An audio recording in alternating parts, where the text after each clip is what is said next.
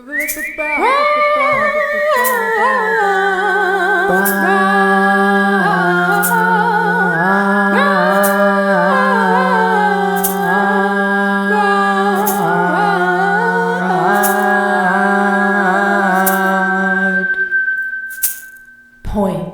Welcome and hello to the Broad Points podcast. I am your host, the broad that points, the broad with the points. It's me, Tyler, the lady. And this week, you guys, I am so honored to bring you, I would say a friend at this point, but also she is a psychologist for the Dutch Military Police. She is a twerk instructor here in the desert, and she's also a supernatural fanatic. Eline Berber, welcome. Thank you so much for that lovely introduction. I'm so happy to be here. I think this is so much fun. I can't wait. Oh, I am beyond excited to have you. I have, ever since I started this podcast, actually, I have been telling people I'm going to have dance instructors on here. I was like, you guys, dance has changed my life as an adult. Mm-hmm. I think when I first met you, it might have been like my first or second dance class. And I was so nervous. I was totally isolating right before that. And so I was at this point where my confidence was lower and I didn't feel like I had community. I didn't really feel like I knew people here in the desert. And then here you are, this super chill girl in the dance class, and you just are like slaying it. And I'm like, wow, how do you do that? Find out, we're the same age. And you're from the Netherlands. Yes. Oh my goodness. What was it like growing up in the Netherlands? Ooh. Well, so you know me and I want to stay here because I'm always like, I don't like it there. I had a good upbringing. I have very loving parents. My dad was a general practitioner doctor and my mom a doctor's assistant. Very medical household. Growing up there, a lot of rain, a lot of cloudy days. But the Netherlands is a good country. Like everything is like taken care of. And I'm not ashamed to say, but I got very white privilege upbringing, a little too safe. And yeah, so I have one brother and my parents, and I just was living a life, not really enjoying it much. And so that's why I'm like, here, I want to stay because I just finally found myself. But I don't want to hate on the Netherlands because it's like there's a lot of beautiful things and a lot of beautiful people. It just wasn't for me. Absolutely. And I think that that's okay. I mean, the Netherlands and Seattle actually have very similar weather. Yes. Two actually of the largest tulip fields in the world are in Washington State and in the Netherlands. Wait, you guys really? have number one. Mm-hmm. Oh, I didn't know there was another one. There's another one. It's not nearly as cool. Okay. It's not nearly as cool. It's not nearly as big, but there are a lot of them. It's called, what is it called? Mount Vernon, Washington. Oh. Oh, it's absolute garbage. But the tulips are beautiful. I love that. Oh, but yes, very similar weather. I feel like Yeah. you, like myself, are such a bubbly personality, like high energy. Like this feels more appropriate. Yes. For you. And I didn't used to be bubbly. I think people back home, when they saw the change of energy on my Instagram, if they even follow me, because it's a lot of booty, I think they look at me like, who's that? Who's that girl? She's always so.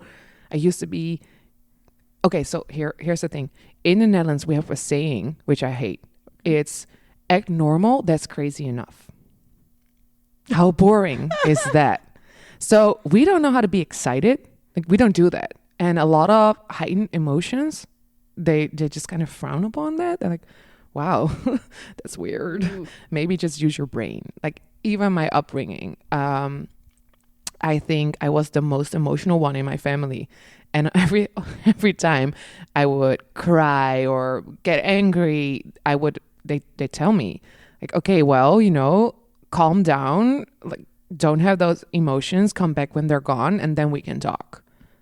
Like, no, can we just acknowledge the fact that I have emotions on every range, like from sad to very happy? We just don't really do that. Or excited, like we don't know how to do that either. Bubbly people, we are like, oh, that's annoying. Like we kind of think that, oh, they're attention seekers. Mm-hmm. Could we not? Could we not? So much more fun to just be weird, okay? So I really had to learn and let go of that, because that's, I think, one of the things I don't like in the Netherlands is the rationale and the having to overanalyze and rationalize all the things. It's not fun. Be crazy, be weird. We need more of that. We definitely need more of that. The world is like, it's so serious. I feel like, a lot of us even work very serious jobs, to pay bills, outside of, our fun things that we do. And so, yeah, just to not be boring, like to not do the same thing over and over again, with just no excitement. Like, it's just, why? Yeah. How are you supposed to be happy if you cannot be excited about things, about people, or more importantly, about yourself? Celebrating something. The amount of people that hate to celebrate their own birthdays, which I used to be one too, because we just don't like that attention on ourselves being celebrated. Like, stop, everybody, just eat the cake and give me a present and leave. It's not fun. Don't do that. I find humor is connecting, and it's a very healthy coping mechanism. And you said something about serious work. Like my primary job is very serious, right? I'm a psychologist, so but I didn't want to do clinical psychology because that was too depressing. I'd be like, if all these people come to me with all these problems, I might get into a headspace where like, how am I supposed to fix all of this? The world is sad. So I wanted something more zoomed out on how can we motivate people? How can we make them happy in workplaces? So that's what I do for the Dutch Military Police trainees. And my first assignment, there were a lot of dropouts. And my husband is with the US Marine Corps, which is a very hard mental, physical training. And I asked him, like, what made you pull through? And he said, yeah, like two things, because I was on that train thinking I'm not going to get out of this train. I'm just going to go back home, until his friends came in the same train. And then he said, and then we just made really stupid jokes. And even about the most sad things that happened, or the most horrendous, traumatizing, because there were no boundaries in those trainings. They would just crack jokes, very dark humor jokes. And that's what pulled them through. I'm like, yes, just laugh at situations, be funny, use your humor, and be excited about those fun things. That, like, we need that more now than ever. We do. We definitely do. I mean, for me personally, comedy has pulled me out of some of my darkest moments. I mean, I was like, I don't even know. I had mentioned this on one of my previous podcasts, where I was driving like 100 miles basically round trip a day to work, and just like losing my mind. People were like pushing my boundaries in ways that I was not a fan of, and I just like didn't know how to express it other than to laugh at it. And so I just figured, there are, for all the bad things I'll say about Washington, they do have a very good comedy scene. Something that the desert is lacking, I will say. But up there, you can go to any of the open mics and there's going to be a crowd there. Like, there's going to be people to laugh at your jokes. And so I went there, and at the time, actually, the first joke that like pushed me over the edge, like I have to go and do this, was my roommate asked me if she could get a bird. And I told her, no, I have a fear for birds. Please do not get a bird. I work from home. She did it anyways. And I was so pissed, but I couldn't just like move out of where I was living. I mean, what am I going to do, right? So instead, I drove 60 miles or so to tell jokes about it in front of strangers. And that's how you deal. And that's how I dealt with it. And I mean, ever since then, I have just been like such a happier person to just view stuff that's like really bad as comedically bad. Yeah. You just laugh at it then. It's like, oh, you like literally can't make this up. Like if this was like a rom-com right now, like something good would be on the precipice. Like, people watching like, this can't be real. Well, it is. And I think my husband will be very proud, even though I'm not going to do right by it. But history fun fact, my husband's into World War II a lot. And they really tried to bring down the British and like England. They tried to bring it down. But we researched it and they had like the best morale because they just kept cracking jokes. And I hate that I don't have them ready. But imagine like you're selling, like you have a supermarket. And then it had a sign outside like all out of eggs, but we have a lot of stones because it was all into rumble because it was blown up. Like just that type of humor pulled them through, and they are very known for that weird dark humor, which just kept our community going. They kept showing up for work even though the whole company was blown up, like, and they would just crack jokes and try to make the best out of it. That's what really helped them through it a lot, I believe. Yeah, and I think that last piece there of making the best of it, it's like we laugh at it so that we can make the best of it. Because it's either, really, honestly, it's two options. Do you want to cry about it or do you want to laugh about it? Yes, exactly. And I try to do that in my dance classes too. Like, I love making it awkward and just put myself in a vulnerable but awkward position, or laugh, or like really light out my mistakes. Because like, what am I going to do? Circle in my mind like, oh my God, I did that wrong. I suck. Or, oh my God, that was so stupid. Let me make it bigger. Yep. And it helps. It does. Yeah. It does. And speaking of this, I think this might actually be the perfect time to get into your fundamental phrase for the week. Yes. Yay! So every week we share a fundamental phrase or catchphrase for our listeners to just go throughout their week and just try it on. It's like a shoe. Just try it on, see if it fits you. Usually these things are motivational, they're positive. It's just something kind of like a guiding light. Consider this phrase your northern light for the week. Wow. It is. We know it's coming. When you mess up, shake ass. Shake your ass. Yes. I love this so much. I love the fact that this is like you use this in your dance classes. It's one of my favorite things. Like whenever you're messing up, just shake your ass. Like, yes, because like at the end of class, we put it into a little combination of moves and a choreography. And I know out of experience that's very scary because you feel this pressure to perform. A lot of us are dealing with perfectionism, like it has to be right. And then I'm here to remind you, this is a shaking ass class. If you mess up, shake your ass. It looks good. Even if it's not what the exactly type of shaking that I'm doing, shake your ass. And then, a friend of ours, she posted about it. Like, I'm just going to use it everywhere I go. If I mess up, I'm just going to shake my ass. Maybe if you're in corporate and you can't do it, but then think of it as shake it off. Like really get it out of your system, shake it out of your body, and you're good to go. Yep. And if you're in a corporate job, like you can always take a bathroom break. Yes. Nobody's going to see you in the bathroom. Like maybe you shake your ass in there. And then just really laugh about the fact that you're in a corporate building shaking your ass in a bathroom. Like, I love that. This is where I am right now. This is where my life has brought me. I'm supposed to be here. Yes.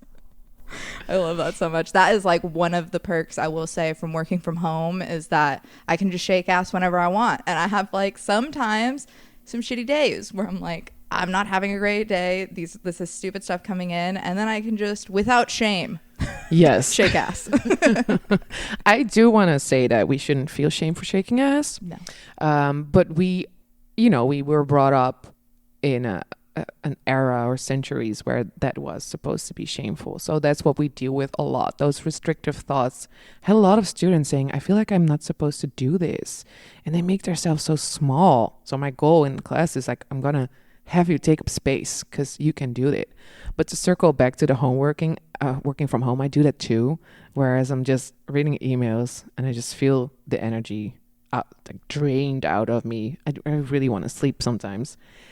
But when you're working from home, I just put on my twerk music and I start dancing. Sometimes I have the gardener waving at me. I'm like, well, okay, he saw that. But, you know, I feel re-energized, and then I can get back to what doesn't really bring me that much energy, but it helps so much. Those dance breaks, or when you get home from a long drive or a day of work, put on some music and dance. It doesn't have to be an hour class. You can dance one song or half a song. Just move. Yeah, music really does help too. I mean, there was this period of my life, like kind of recently actually, where I was noticing I wasn't having on a lot of music. I was like maybe playing TV shows in the background or like something weird. And then I was just like not happy. I was like not painting. I was like not really dancing. And I was like, oh yeah, we like need music. Oh, yes. Yes, we do. I cannot imagine a life without music. I can't. It's too painful. Yes. It soothes your soul. I don't know. It does. And it really helps so I have all types of people in my class, but the zeros music, it just hits home for everyone. And I love that because it's fun, but also as a psychologist that I am, it channels our inner child, which we need to release more, because that's where that like freeing excitement comes from. And that like, how do you say that happiness, that untouched happiness, like you're really allowed to feel it all, comes from the inner child. Because as a child, you don't have those restrictions. You don't know better than to just feel. So I think that's why that type of music really works too, because they just like, I always say, be that teenager or that young girl in your bedroom dancing in front of a mirror to music you had no business to dance to. Because I mean, those lyrics, can we be real? What were we dancing What were to? we doing? Well, we didn't know. We were just being very happy. We just liked the beat. Yes. And that's more than enough. We're worthy by just being. Yes, absolutely. Yeah, lyrical content at the young age is a very interesting thing. Some of the classes that I've taken recently will like be doing the dance, and then you guys will say, "Oh, this is the next line." I'm like, "Is that what they said?" Yes. I'm like, I had no idea my whole life. My whole life I just had no idea some of the lines that these people were saying, and I'm like, wow. My parents must have really like either loved me or just been oblivious. Like, did they even listen? Did they listen? But did they listen? They didn't. I don't think that they listened. Or if they did, they also didn't know the lyrics. Yes. Yeah, probably for sure. Because my mom is awesome, but kind of a prude. So love you, Mom. She would never have listened to that type of music, so I think she would just zone out whenever I would do that, unless I made her watch my performance. She was like, okay. Was this like the living room performance? Yeah, living room performance. Yeah. Like, Mom, Dad, I have something to show you.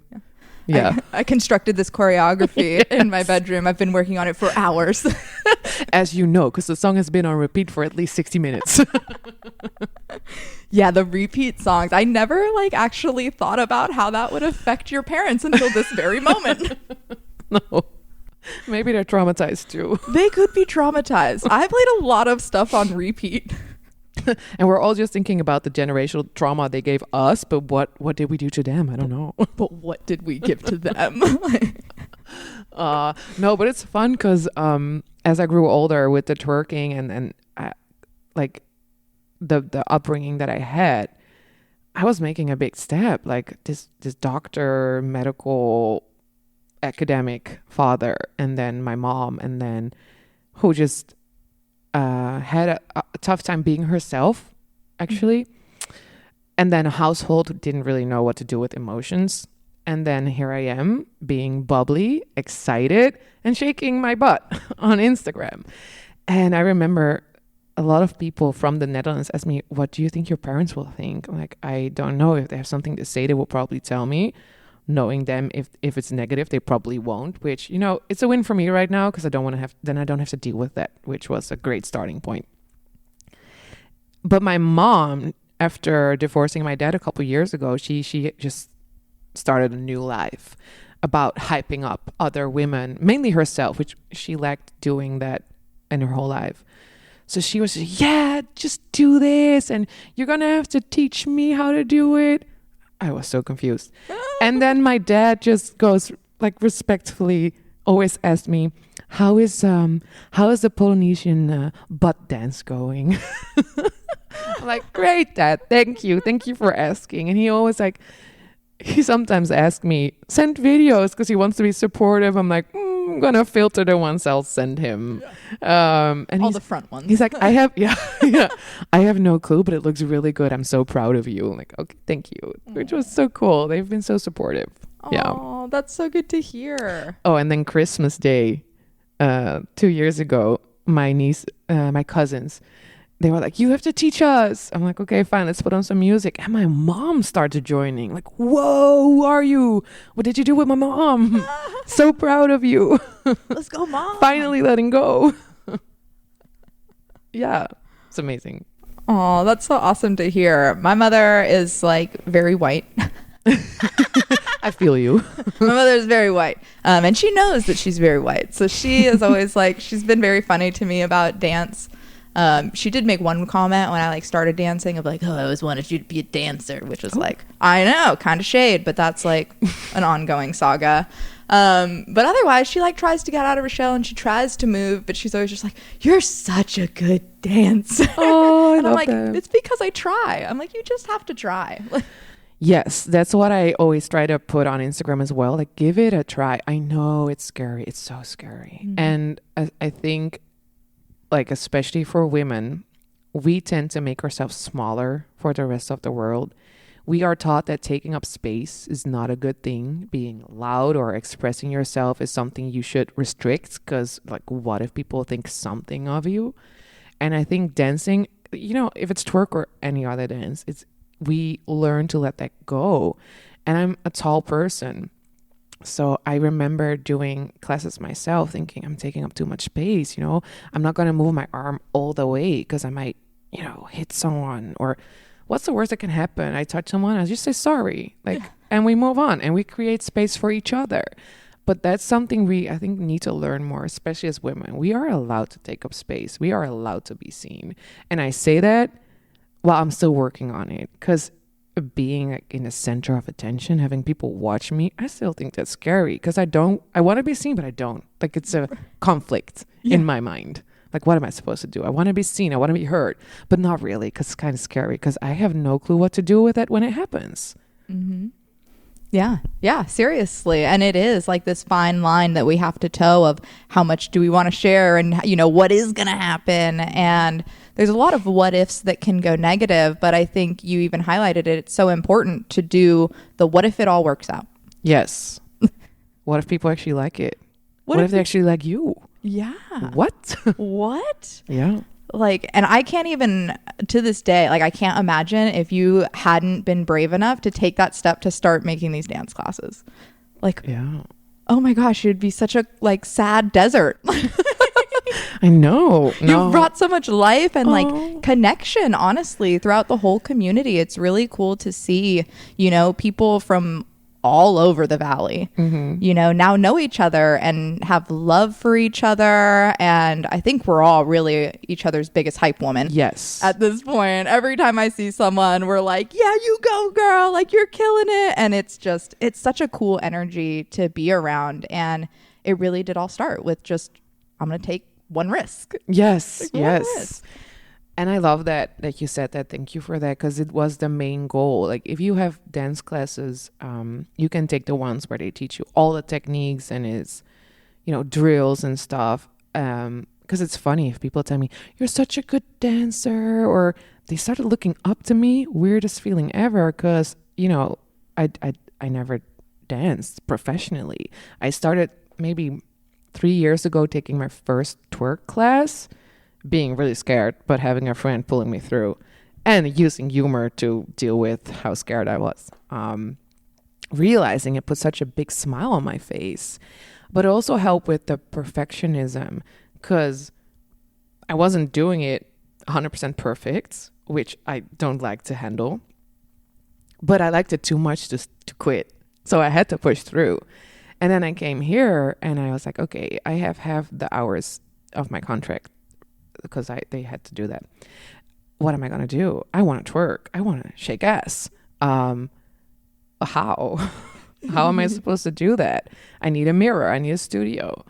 And I just took the leap I trained myself to get the basics right. And the goal was to find people who wanted to do it with me. And then, yes, pay, but maybe as a start, just so I could rent studios. And then it grew out to something so much bigger.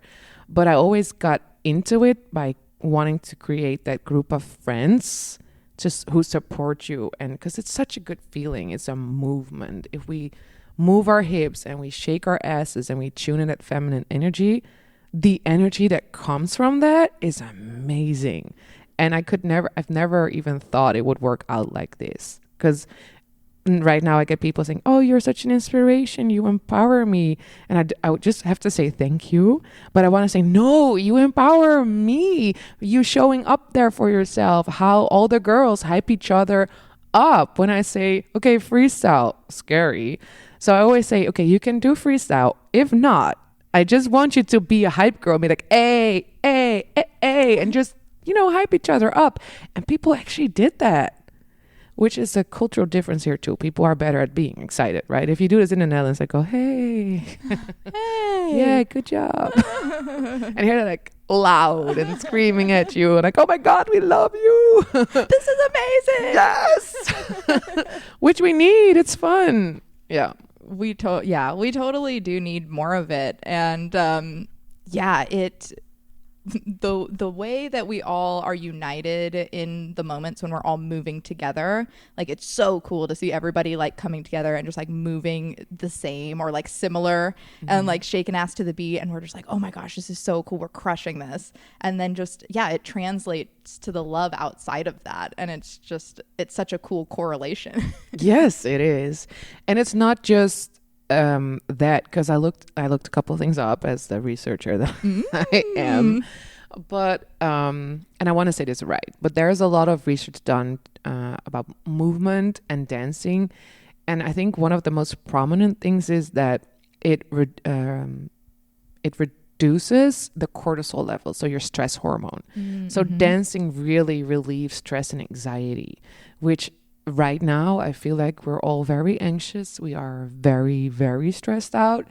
We also know there's great benefits for people with depressive symptoms, and then especially social dancing, so dancing with others. Yes, dance by yourself too, but if you have the opportunity, dance with others, because it really does a great job to boost your mood.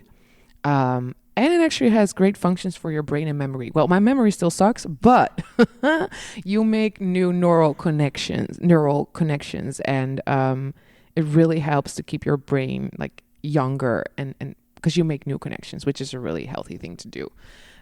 So it has a lot of health benefits, and I think that's what people experience too.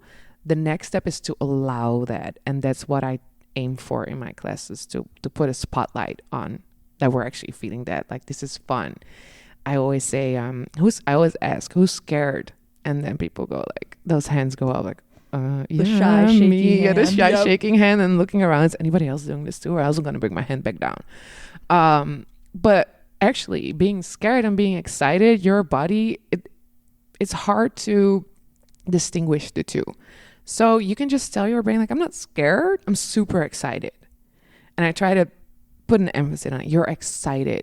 And yes, it kind of feels like scared, but you're excited to just like, it's okay. You can feel that, but we're going to dance through it, and we're going to like rephrase it to excitement. Yes. And reframe it, right? Like, I really started this podcast to share different perspectives. And I think, the difference between being nervous and being excited, it is that fine line again, and it could really be either one. And every single time that I'm going to do something scary, it's so much better for my mental capacity to say I'm excited about doing this, because then I'm like, okay, I'm committed to doing this. I have full mental capacity on the fact that I'm going to do this, versus like I'm nervous. Then I'm thinking about how nervous I am. I'm thinking about, do I even know the steps? Do I even know this song? It's like, I think you maybe said it off the podcast, but like you go deaf when you're performing. Yes. I still have that fear too. Because sometimes I do performances which aren't twerk. So we did Thriller to Michael Jackson and we were on a stage. I just go deaf. Where am I? Who am I? What am I supposed to be doing? And a couple of times I made like one mistake in the whole 4-minute choreography. And I get off stage and everyone's, oh my God, we did it. And I go, shit, I messed up. To the point where I thought I shouldn't be performing because it's not bringing me joy at all. And that was a great learning point again, because I had to tell myself, no, Nina, you really, really love dancing. You love rehearsing. I slayed all the rehearsals, by the way. People were looking at me. And then we go on stage. I go deaf and I forget it. Again, I just joke about it and I make fun of it and myself. And yes, I'm still sad that I kind of, like, if you watch the video, you see me go different, like an opposite direction than everybody else. But then just laugh about it. And I just reminded myself, like, I have a lot of fun. And because it's easy to just say that, right? But I tell myself, you're going to have to keep doing that. You owe it to yourself to try and grow within this part of you. Because yes, it scares you, but because I used to tend to then just walk away. And now I'm like, no, yes, it's scary. And if we do it again, it might just happen again. Sometimes we think that if we look at something and acknowledge what we do wrong, then after that we have to do it right. Because when it goes wrong again, you're like, see, I can't do this. No, growth doesn't really work like that. It goes with ups and maybe multiple downs, and then you go up again. So I really have to actively remind myself, we're just going to keep doing this. We're going to keep messing up and just let's go, because we like it. And it's fun and we learn so much, because the next time I mess something up, I can use it in my work field as well. Like, okay, well, I messed this up a couple times. There's room for growth. Mm-hmm. Let me find a way to do it. Yeah. Yeah. And I think that's so important. You know, you're highlighting the opportunity. Yeah. You know, all of these, everybody wants to put labels on stuff and judgments on it and call it mistakes, right? But really, it's a learning opportunity. And I think I grew up being a super perfectionist. Like, it was like very hard for me to record myself in the dance classes at first, because I was like, so scary. You mean I'm not gonna get it right and I have to see it? Yes. I have to watch myself not get it right over and over again. Yes. And at first it was painful. It was. But then I was like, hey, this is me. Like, I'm watching myself. Like, if I was watching my best friend, or if I was watching you, I would never say the things that I was saying to myself. Like, and that was a connection that I had made a while ago, that in this moment I was like, oh my gosh, it's coming up again. Yes. I'm like, oh my gosh, this is a pattern. And so I just had to take it upon myself to just go for progress. We're not going for perfection. We're literally just going for progress. A little bit better this time, a little bit different this time. You know, if we're more on beat, if we're more precise with the movement, if whatever it is in your life. Like, or more letting go. Yeah, more letting go. Do a different type of shaking ass, even though the rest is doing something else. It doesn't matter.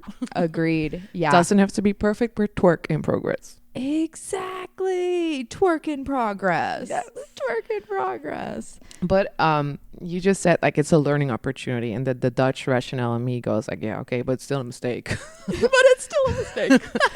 But I also recently learned, like, we can just let things, it can be a mistake. Yes, there were mistakes. I totally messed it up. I'm not doing what I set out to be doing.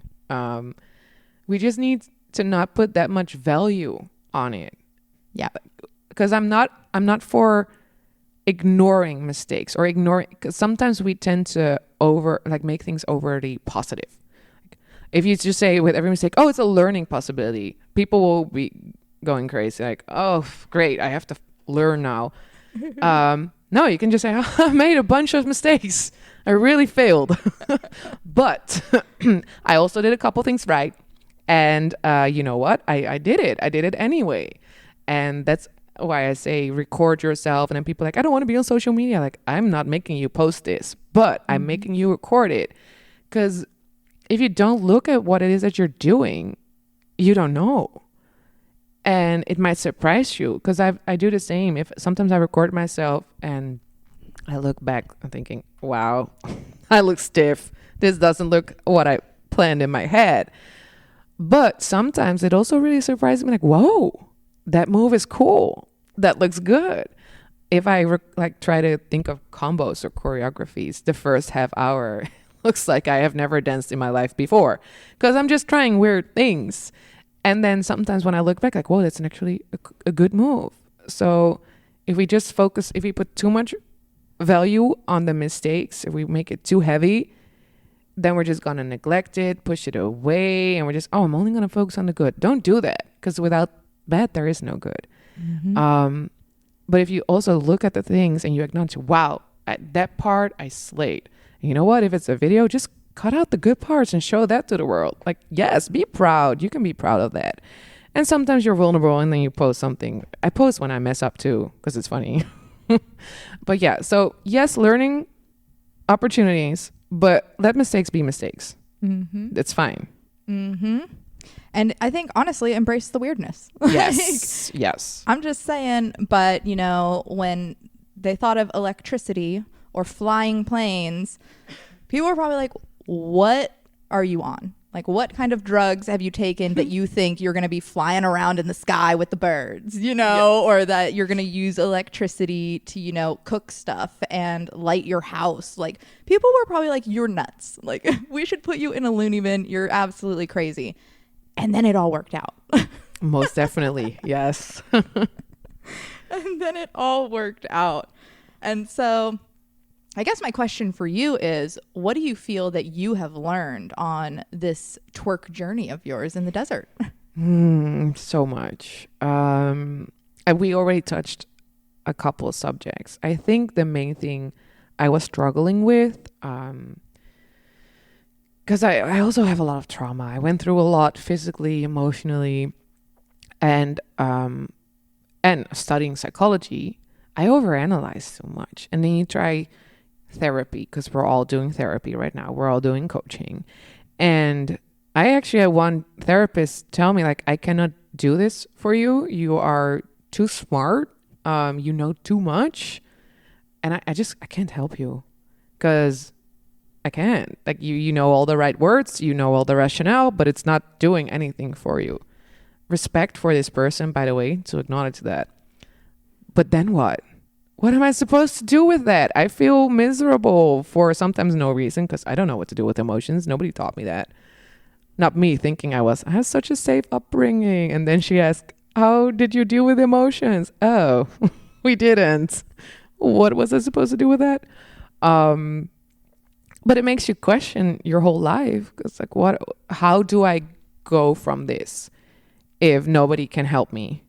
Also, studying psychology, like, if a therapy works, around 30 to 50% is due to the fact that you like your therapist.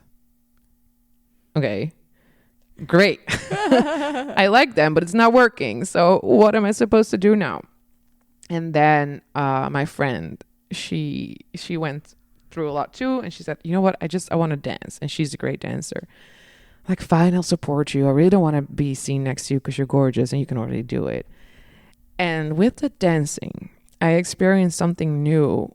Like what I said, I liked it too much to walk away from it when I didn't do it right. And don't get me wrong, I sometimes felt like I wanted to cry because I wasn't doing it right. Like, what are we talking about? It's a dance class. It's a 1 hour of your life. And I wanted to cry, walk out and scream like I'm a failure. And I was over analyzing all the things I did wrong in class, but I liked it too much. My body liked it too much. So coming here and really giving myself that space and time to experience what movement does. So strength training too, but we're focusing on dancing right now. I learned a way to reconnect with my body because I overanalyze. I overthink and it's not getting me anywhere. Sometimes I'm all for therapy, like it's a good start. But after that, you need something else. And I needed that for a long time. But I restricted myself by not moving and underestimating the power of movement. I just recently listened to this podcast where this woman said, movement was actually the first language we had. It starts in the womb. The only thing you have is movement. You don't have language. You're not thinking, not really thinking, but you have movement. You're moving. It starts there. So I needed to get out of my mind and into my body. And the dancing really did that for me. And the fact that there's always a mirror and that people mirror you as well. It's a lot of mirroring. So you get confronted with so many things. I recognize behavioral patterns of being mean to myself or others being mean to themselves. And so I reconnected with my body, actually feeling good, like less stress hormones and all the healthy, happy stuff that comes along with that. And then I think the main part that I learned is to be nicer to me and also to help people be nicer to themselves. Because we have many girls, when I demonstrate something, oh God, I can do that. Like, don't do this to my friend. Stop being mean to her. You're being mean to my friend. Yep. And they go, oh, I'm sorry. Like, you don't have to say sorry. Just be nice. Yeah. Just say, you know what? I'm going to try. And I don't know how, I'm going to ask you.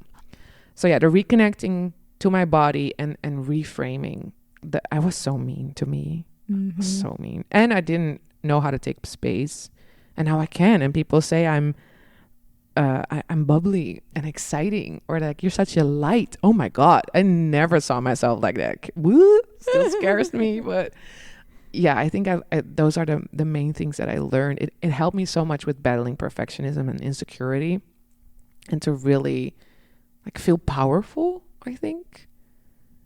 And I'm not always confident, but it's just too much fun. Yes. It's too much fun. It is. And I think to prioritize fun over all of the judgments. Yes. That's winning. That's winning in life. That's a good point, because that's another thing I really learned, is to let go of how others might perceive you. I think in my closest circle of people that I had, they really lived off of assumptions. So we would get into our head creating conflict based on assumptions. And many times I thought, what if we just ask this person? Can we just ask? Like, is it weird? Can I ask? Sometimes it was appreciated. A lot of times it wasn't. And now I learned, like, okay, well, if it wasn't, then you're not for me, because I'm gonna just directly ask you. So yeah, I really learned to let go of that, because I know people are gonna have an opinion.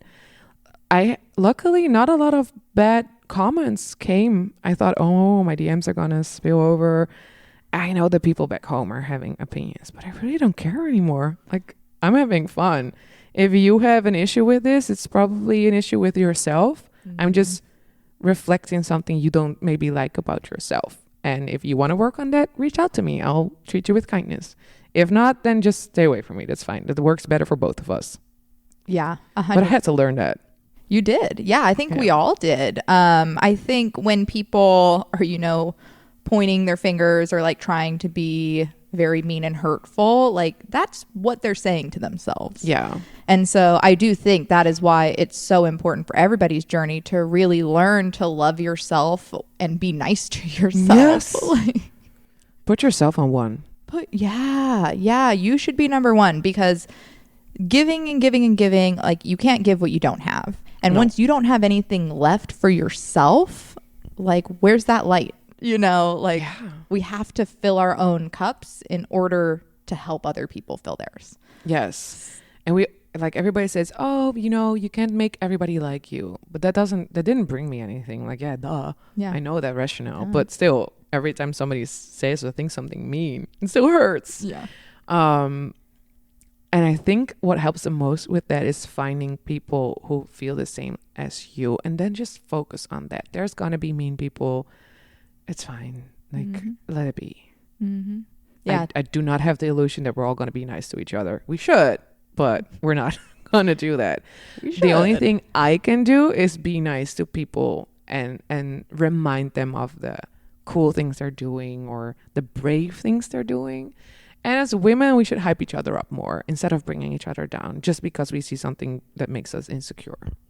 Yes, I 100% agree. I have actually until being in the desert, I didn't have a lot of girlfriends. I grew up with mostly guy friends, and if I had a girlfriend, it was like a year at a time, and then they would be like gone. They would move, or I would switch schools, or something would happen to where I was not friends with that person anymore. And so I've never really had like the feminine energy, like community that this desert now has. And so it's been such a life-changing experience. So I think for more women to do that, for more women to lift each other up and just support each other with whatever we're going through, whenever we're going through it, and just reminding each other that like we can go out and dance, we can go out and laugh about it. And if you go out and take a dance class and you're worried about what other people are thinking of you, I'm going to tell you right now, they're not even looking at you. Oh, they're not. Everybody's looking at themselves and freaking out anyways. Even the teacher. Yeah. Everybody's looking at themselves. They're not looking at you. Like, get out and try one. Yeah. And like, okay, sometimes they are looking at you, but you know what? They only see the good things. Because we are our own worst critics. Like, we suck sometimes. So if people are looking at you, they're probably thinking, oh my God, this girl, and then something positive, not negative at all. Which is so scary because people are looking at you, but same in the gym, people are just busy with themselves, as they should be. But yeah, let that go. Let it go. And yeah, usually if somebody is looking at you, we're all leaders in this life. Whether you want to realize it or not, you're always leading and you're always setting an example. So yeah, usually when people are looking at you, it's because they're like, how does she get her ass to do that? Yes. And then I look at a video, I'm like, oh, I'm not really doing it right. And then I hear other people say, it looks amazing. And you're like, I'm just going to go with that. It looks amazing. Apparently it does. And I like that for me. Yes. Thank you. And I also want to say that, because there's a lot of podcasts and self-help books and stuff where we say these things. And it got me thinking, like, we have experienced it, you and me, right? So it's easier to say that, like, just do it, take the risk. Nobody's looking at you, just focus on you. But we have experienced it right now. And it got me thinking, how did I actually do it though? How did I actually get out of my comfort zone? Because everybody tells you to, like, you need to get out of your comfort zone. It will bring you so much. How do you do? Okay, I'll take that for truth. How do I do that? And it's probably different for everybody. But what I want to, like, to the listener right now, is just what helps me is thinking on how I feel, how good I feel once I've done it. Not because I was successful, because I can still make mistakes, but I will feel so good about the fact that I went, that I showed up for myself. If I'm scared, because I took the Queens, like the one I know, my big example of twerk her class, the first time one of my students was with me. She said, you should go perform. I was shaking to the core. And then I remembered, if I'm not going to do this, I'm going to be in the car and I'm going to regret it that I didn't show up for myself. I owe this to myself to try it. I might fail. I'll try it again. Mistake's a mistake. It's fine. And the feeling I got from I was still shaking to the core afterwards, but the feeling I got from doing it, oh my God, amazing. So that's what pulls me through to get out of my comfort zone, because I still do things that scare me, is to think of how it feels when I've done it.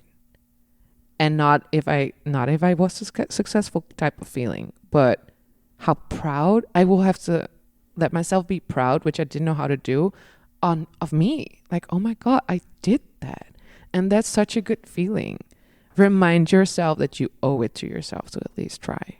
And I hope that helps people get out of their comfort zone. Because that's what we say, get out of your comfort zone. Then what? How do I do that?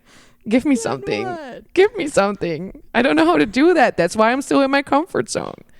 Well, me, it helps to just say, you're going to feel so much better when you do it.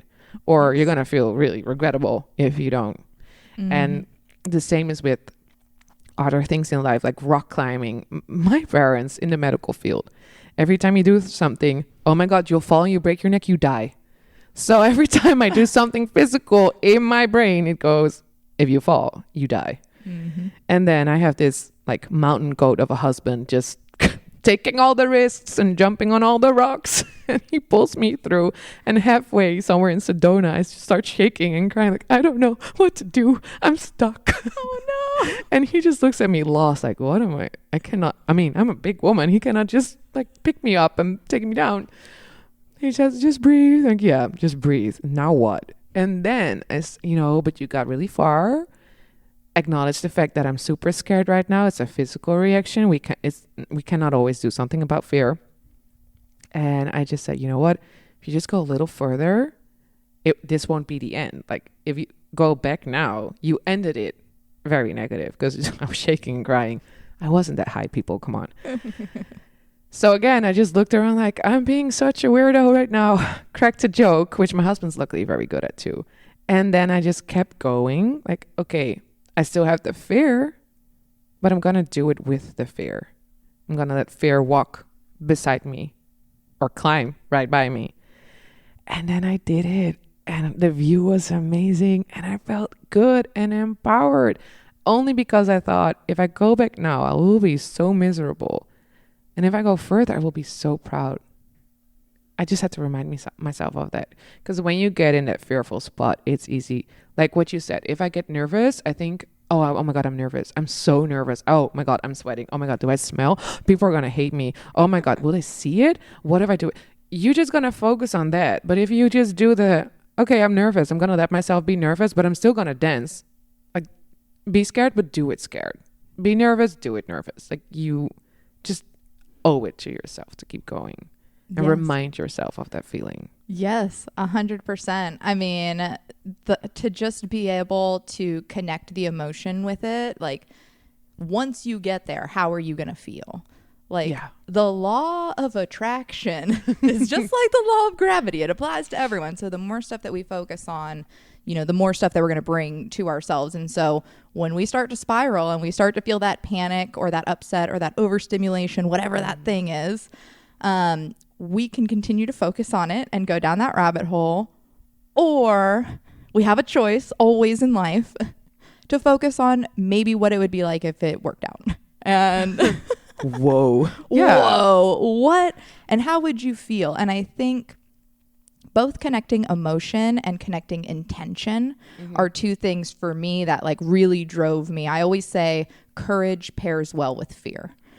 Yeah. You need fear to have courage. You need fear in order to have courage. You have to have both. They pair well together. Like fine wine and cheese, they pair well together. Yes. And it just gets you through anything. And I think in everything that I've done, whether it be, you know, a crazy hike or comedy or dance or this podcast, I was scared. I had never done it before. It's always weird when it's new to you. It's always weird. Like, let's accept that.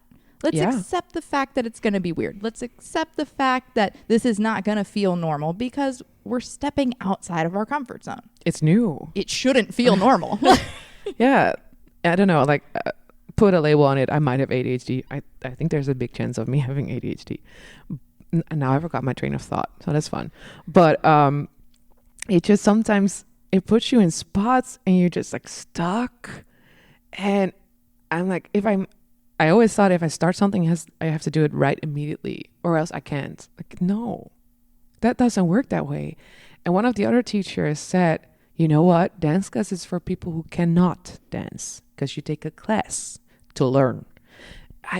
People say, oh, but I love your classes, but I don't know how to do it. Yeah, that's kind of the point because I'm trying to teach. Like, I'm trying to make you learn it. Like, if you already know how to do it, you're not going to show up for class. Yeah.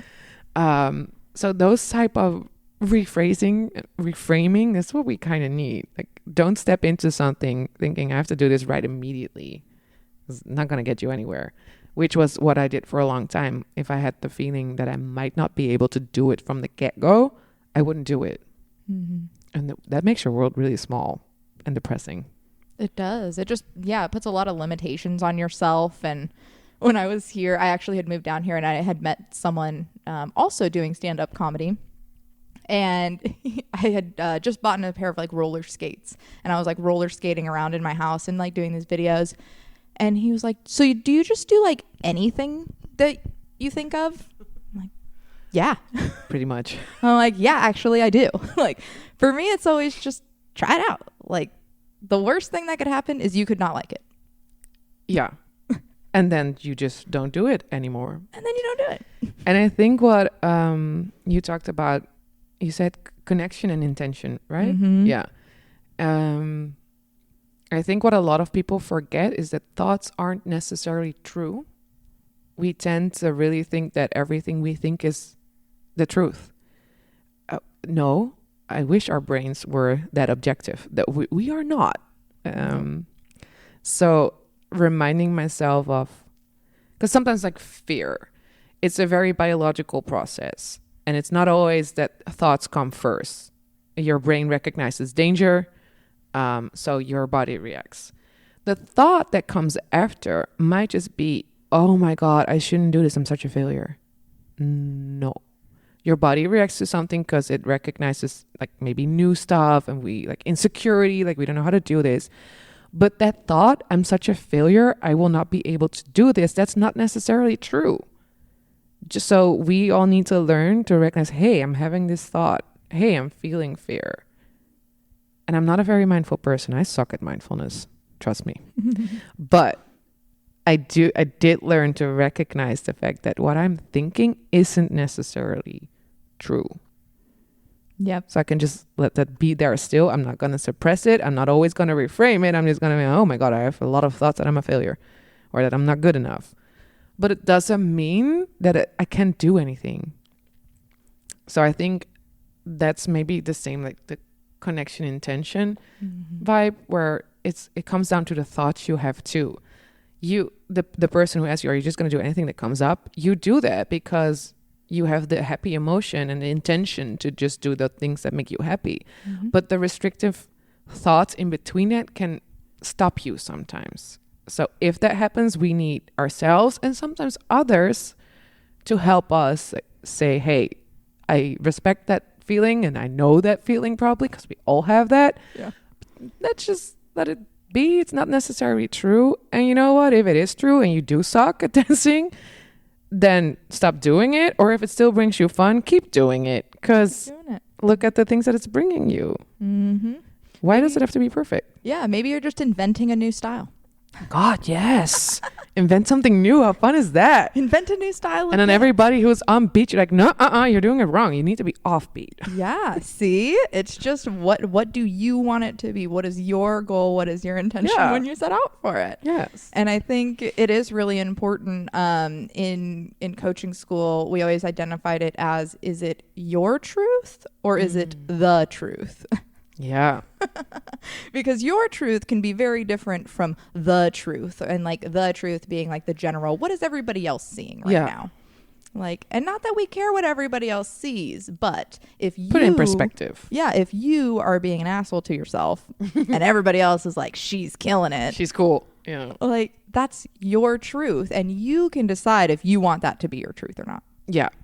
I think that's very important. Just to help put it in perspective and get out of your own bubble.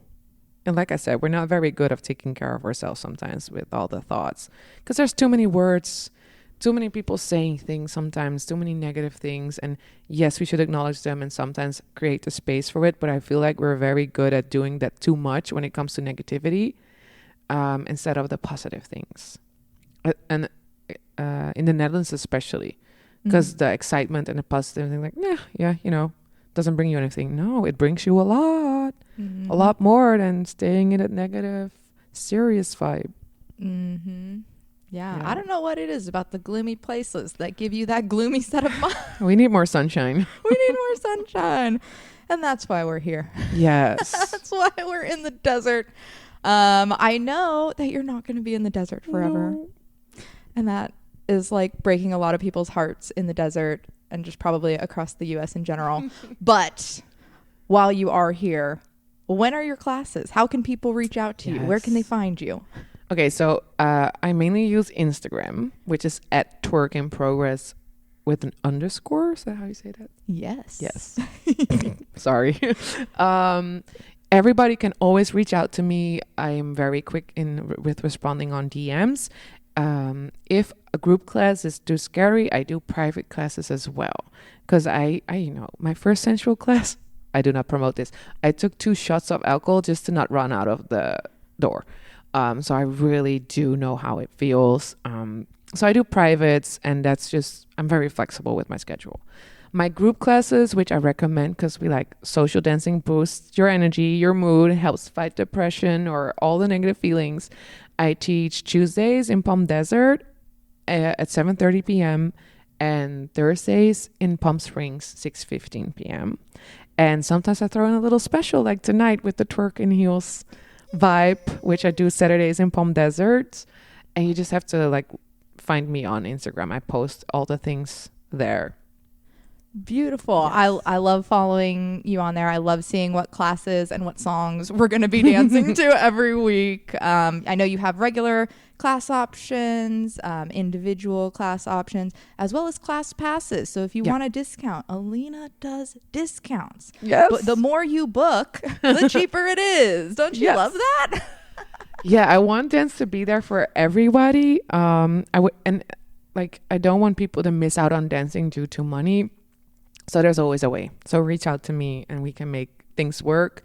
And like if you go more, I'll give you more too. Because I want you to keep dancing with me and I want to motivate that for sure. Or bringing friends will always give you discounts too. Because hey, let's build this community together. Bring more friends. Sometimes it's more fun with other people. It is. It's always nice to see a familiar face. I didn't know anybody initially, but now I go back and I'm like, oh yeah, what's up, girl? Good to see you again. Yes. And sometimes students come up to me like, oh, that girl, she was so nice. And yeah, it's Tyler the lady, go follow her. Yeah, we'll do that. Or sometimes I've been neglecting it a little bit, but I try to organize the pool party and just bring a random group of people, or sometimes we should just go all out and dance. And some of the girls found each other and now they're out dancing. Yes, be each other's hype girl and friends. And it doesn't have to become your best friend, but it can be your dance friends that just take you out of your mind and into your body every once in a while, which is what we need. Yes. I think the more friends that we can have with less judgment. Yes. We listen and we don't judge. We just listen and love. We dance and we don't judge. Yep. Also, it's not just for women only. It's also men. They can come shake their butts too.